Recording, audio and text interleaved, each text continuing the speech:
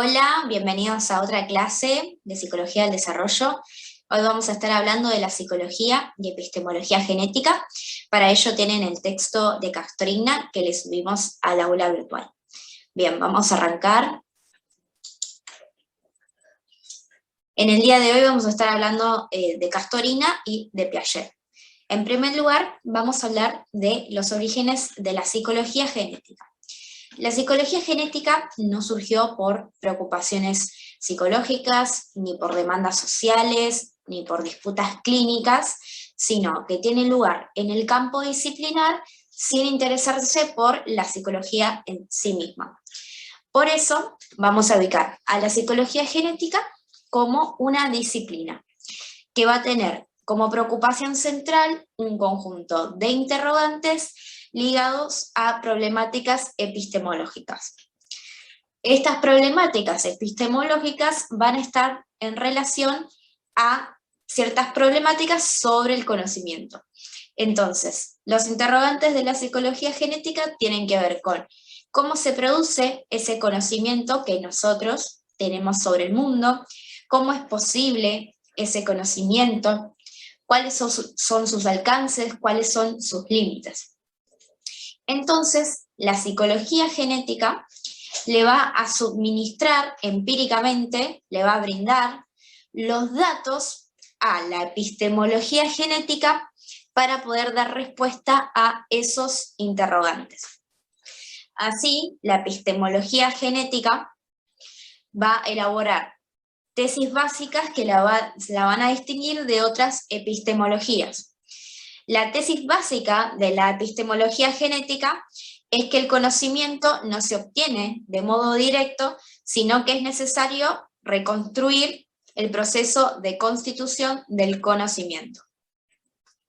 Bien, en esta diapositiva dice aguas divididas en la psicología del siglo XX. ¿Por qué?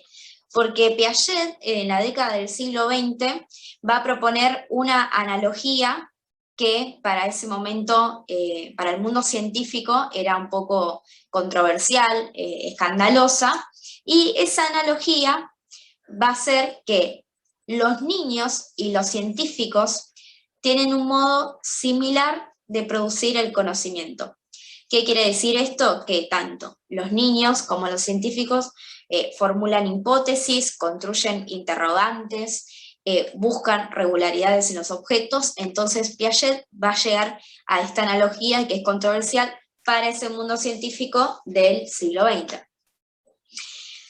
Esta analogía, esta conclusión llega a partir de interrogar a niños sobre problemáticas epistemológicas, sobre ciertas cuestiones epistemológicas con el objetivo de comprender la génesis del conocimiento.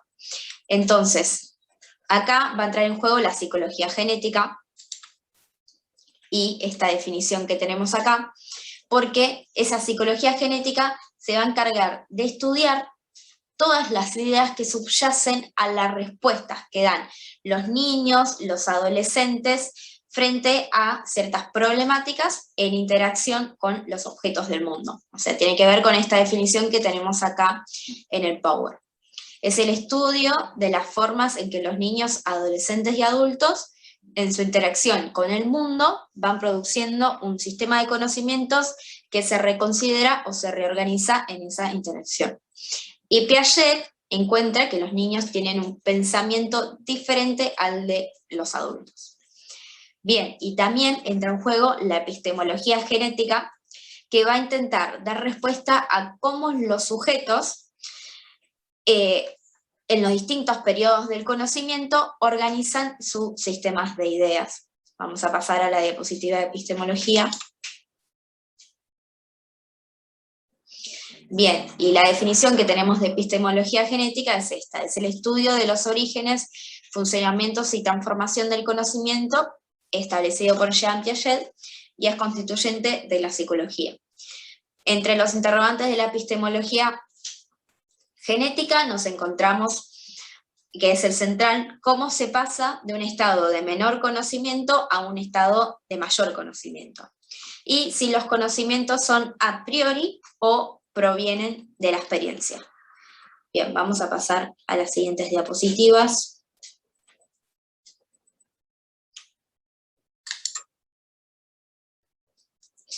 Bien, en el texto de Castorina hay un subtítulo que dice la búsqueda de sistemas de ideas, y trata sobre este sistema de ideas que hablábamos desde la epistemología genética. Bien, y dice, ¿cuáles son las ideas que se encuentran detrás de las respuestas que brindan los niños? Y Castorina explica que existe un modo común de pensar, de estructurar ideas según la etapa donde se encuentre el sujeto. Y el interrogante central es cómo cambia o cómo va cambiando ese sistema de ideas. Ahora vamos a hablar del conocimiento y la acción. Y tenemos al conocimiento, es pensado como un modo de acción humana, y la acción cognitiva debe tener una orientación hacia los objetos. Bien, el conocimiento lo vamos a entender como una actividad que se da de modo sistemático cuando el sujeto interviene en el mundo. Es decir, es una acción que es transformadora. Se dice que es una acción que es intencional, que está organizada, pero sobre todo lo más importante es que otorga significado a los objetos.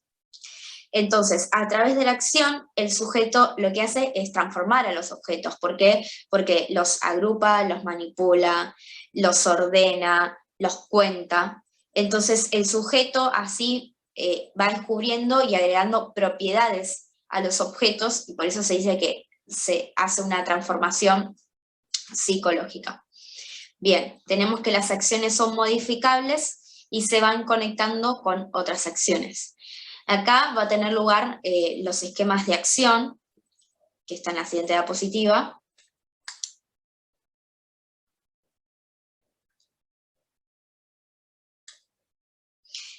Con respecto a los esquemas de acción, vamos a decir que es lo que hay en común en cada repetición de la acción. No son observables, porque nosotros no podemos observar los esquemas de acción, sino, a ver, lo que observamos es la acción que el sujeto tiene sobre el mundo. No podemos observar los esquemas de acción que son responsables de aquellas acciones que el sujeto lleva a cabo.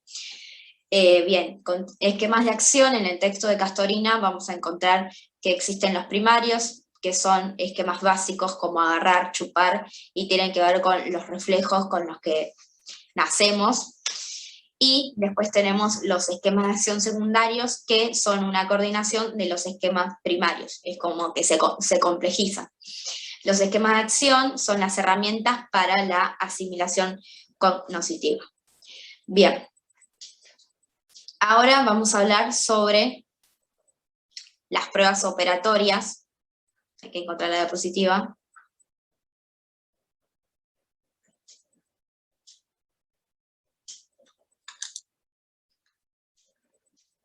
Bien, las pruebas operatorias son un recurso para demostrar empíricamente que el conocimiento no nacemos con un conocimiento preformado, no es innato, ni tampoco se impone desde el medio exterior, sino que son resultado de una construcción progresiva del sujeto en interacción con los objetos del mundo.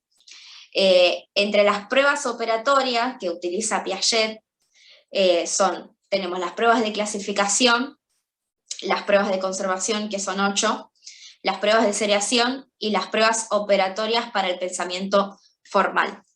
Estas pruebas operatorias, o diagnóstico operatorio también se dice, se utilizan para rastrear las distintas nociones como el tiempo, el espacio, la conservación, el número, y se trata de evaluar el grado de construcción operatoria que el niño alcanzó sobre esa noción.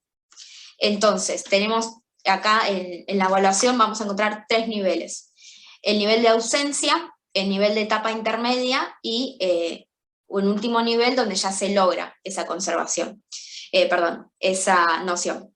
Entonces, cuando hay ausencia, es que el niño todavía no adquirió esa noción. Cuando es una etapa intermedia, las respuestas que dan los niños o las conductas son intermedias, pero no hay un establecimiento concreto de esa noción. Y por último, ya cuando hay un logro de esa noción, las respuestas son estables.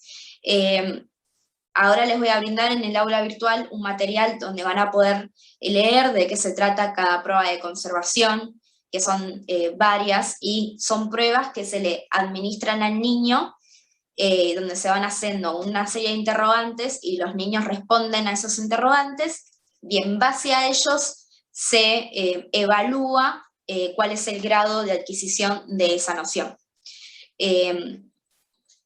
Bien, y los invito a que puedan leer en el material que les voy a subir al aula virtual cada una de estas pruebas de clasificación, y también les voy a subir un trabajo de campo que realicé yo misma con unas compañeras de facultad, donde le administramos cada una de estas pruebas a una niña y donde van a poder ver las respuestas que se brindan en ese trabajo de campo. Bien, nos vemos en la próxima clase.